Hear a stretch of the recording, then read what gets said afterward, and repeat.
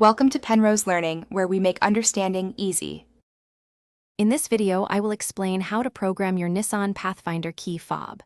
First, gather all the key fobs you wish to program, both old and new.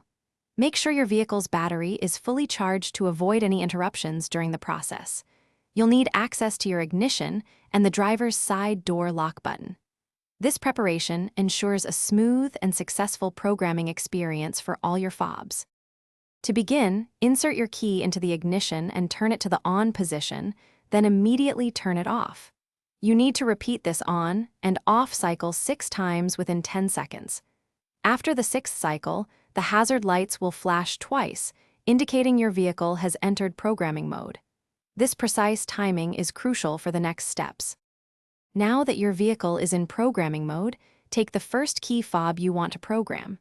Press any button on the fob. The hazard lights will flash once, confirming that this specific fob has been successfully programmed.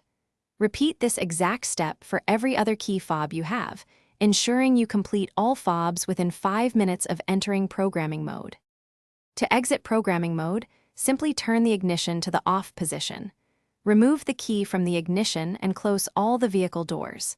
Now, it's time to test each of your newly programmed key fobs. Verify that all functions, such as locking and unlocking doors, are working correctly.